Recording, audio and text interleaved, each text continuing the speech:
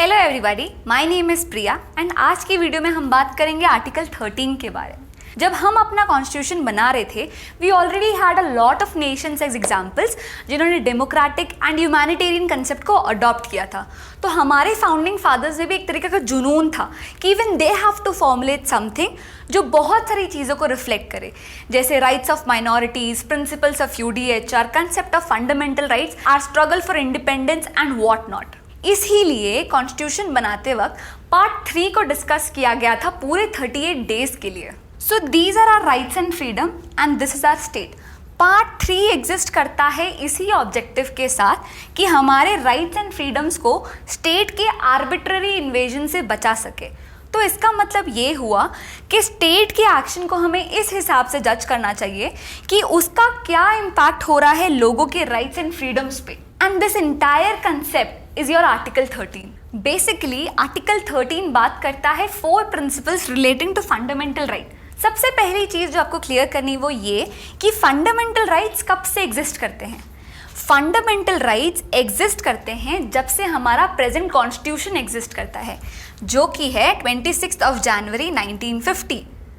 Fundamental rights became operative from and on this date only. Article 13 clause 1 बात करता है pre constitutional laws के बारे में। वो कहता है कि कॉन्स्टिट्यूशन आने से पहले 26 जनवरी 1950 से पहले भी हमारे कंट्री में बहुत सारे लॉज थे एंड कॉन्स्टिट्यूशन के बाद वी हैड फंडामेंटल राइट्स।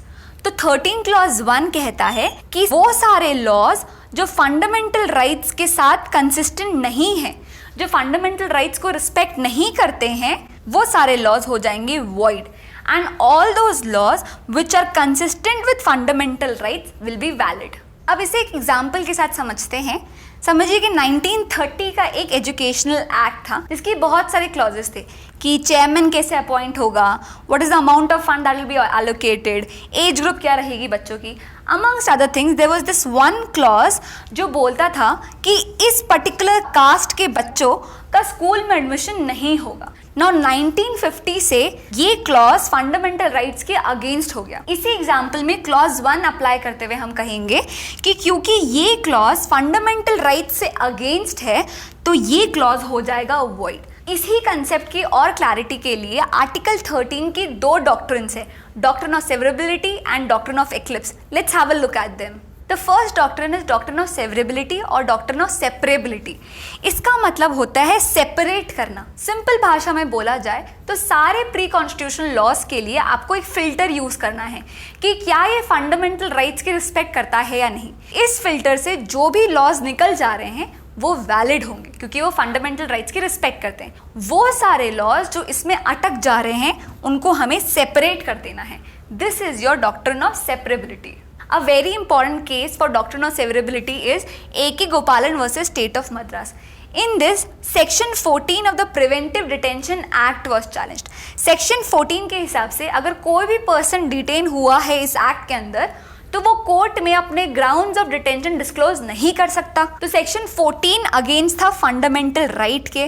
तो अगर इस केस में आप डॉक्ट्रिन ऑफ सेवरेबिलिटी अप्लाई करें, अगर इस एक्ट को फिल्टर आउट करें, only section 14 of the act was not respecting fundamental right. So doctrine of separation के हिसाब से if we filter out preventive detention act, only section 14 is inconsistent with fundamental right. तो हम इस act में से सिर्फ ये प्रोविजन माइनस कर देंगे और बचा हुआ जो भी एक्ट होगा वो वैलिड होगा। तो सिंपली डॉक्ट्रिन ऑफ सेपरेशन का मतलब होता है फिल्टर आउट करना। चेक कीजिए सारे लॉज को, जो भी लॉज रिस्पेक्ट करते हैं फंडामेंटल राइट्स को वो सारे वैलिड होंगे, वो सारे जो इनकंसिस्टेंट है फंडामेंटल राइट्स से वो हो जाएंगे इनवैलिड। आर्टिकल 13 का दूसरा डॉक्ट्रिन है डॉक्ट्रिन ऑफ एक्लिप्स। एक्लिप्स मतलब to hide. Let's understand it through a case. Doctrine of eclipse का मतलब होता है शैडो कर लेना, छुपा लेना। तो जैसे कि 3 तरीके की वॉल्केनोज होते हैं, स्लीपिंग, एक्टिव एंड डेड, वैसे ही section 14 of the preventive detention act was not a dead section, it was only a sleeping section. इस केस को देखते हैं, समझते हैं कि डॉक्ट्रिन ऑफ एक्लिप्स कैसे फंक्शन करता है। Bhikaji versus state of MP के केस में Berar motor vehicle act challenge किया गया था जो कि था 1947 का। अब इस एक्ट में देयर वर सर्टेन सेक्शंस जो स्टेट गवर्नमेंट को एम्पावर करते थे पूरा का पूरा मोटर ट्रांसपोर्ट बिजनेस अपने अंडर कर लेना। अब 1950 के बाद वो सारे सेक्शंस वॉयलेटिव हो गए थे आर्टिकल 19 के।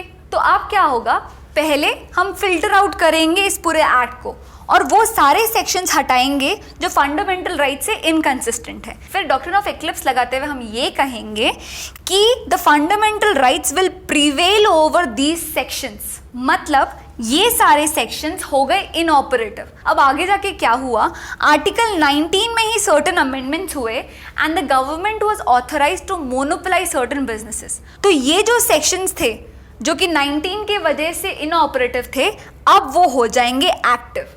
तो बेसिकली डॉक्ट्रिन ऑफ सेवरेबिलिटी ये कहती है कि जो भी प्री एग्जिस्टिंग लॉज है आपको उन्हें फिल्टर आउट करना है फंडामेंटल राइट्स के रिस्पेक्ट से। वो सारे लॉज जो फंडामेंटल राइट्स को रिस्पेक्ट करते हैं वो हो जाएंगे valid. Now come to the next step, that is doctrine of eclipse. Now all those laws जो इस फिल्टर को पास नहीं कर पाए, जो सेपरेट आउट हो गए, जो इनवैलिड है या इनकंसिस्टेंट है फंडामेंटल राइट से, उनको फंडामेंटल राइट्स शैडो कर लेगा, उनको फंडामेंटल राइट्स एक्लिप्स कर लेगा, छुपा लेगा, मतलब उनका एग्जिस्टेंस खत्म नहीं हो जाएगा, दे ओनली बिकम इनऑपरेटिव। अगर फ्यूचर में कोई भी अमेंडमेंट होता है एंड ऑल दो sections become consistent with fundamental right, they again become active. तो 13 क्लॉज 1 बात करता है प्री कॉन्स्टिट्यूशनल लॉज के बारे में, मतलब कॉन्स्टिट्यूशन आने से पहले के जो भी लॉज है अगर वो फंडामेंटल राइट्स के अगेंस्ट है तो वो हो जाएंगे इनवैलिड। अब वो कितने एक्सटेंट तक इनवैलिड रहेंगे ये आप डिटरमाइन कर सकते हैं दो डॉक्ट्रिन लगा के, जो कि है doctrine of separation and doctrine of eclipse. 13 clause 2 बात करता है पोस्ट कॉन्स्टिट्यूशनल लॉज की, मतलब कॉन्स्टिट्यूशन आने के बाद the state is prohibited, state ऐसे लॉज बना ही नहीं सकता जो कि फंडामेंटल राइट्स के अगेंस्ट हो, अगर होंगे तो वो भी इनकंसिस्टेंट होंगे, वो भी वॉइड होंगे। अब कितने एक्सटेंट तक वॉइड होंगे वो भी हम डिटरमाइन करते हैं ये दो डॉक्ट्रिन्स लगाकर। 13 क्लॉज 2 में बहुत सारे ट्विस्ट थे और वो सारे सेटल्ड हुए state of Gujarat versus Ambika mills के केस में। इस केस में a certain labour welfare fund was challenged. उसमें कुछ ऐसे सेक्शंस थे जो कि फंडामेंटल राइट्स के अगेंस्ट थे। अब ये तो क्लियर था कि कॉन्स्टिट्यूशन बनने के बाद स्टेट के पास पावर ही नहीं है कि वो ऐसा कुछ लाए जो फंडामेंटल राइट्स के अगेंस्ट हो। पर इस केस में क्वेश्चन उठा कि फंडामेंटल राइट्स तो मिलते हैं सिटीजन्स को, what will be the validity of any law with respect to non citizens और कंपनीज। जैसे कि इस केस में the respondent was a company जिसको फंडामेंटल राइट्स नहीं ग्रांटेड थे, उसके रिस्पेक्ट में क्या ये एक्ट वैलिड होगा या नहीं। The Supreme Court said because the fundamental rights are not granted to companies, these sections will still be operative for non citizens. So basically first, state is prohibited from making any laws जो fundamental rights के against हो। Second, अगर ऐसा कोई law बनता भी है तो वो सिटीजन्स के रिस्पेक्ट से वॉइड होगा, वो सिटीजन्स पे अप्लाई नहीं होगा। पर वो सारी कैटेगरीज ऑफ वो सारी कैटेगरीज ऑफ पार्टीज जिनको फंडामेंटल राइट्स नहीं ग्रांटेड है, जैसे कंपनीज, नॉन सिटीजन्स, उनके लिए that piece of legislation is still operative, that is not void, that is valid. I hope 13 clause 1 and 2 आपको क्लियर है।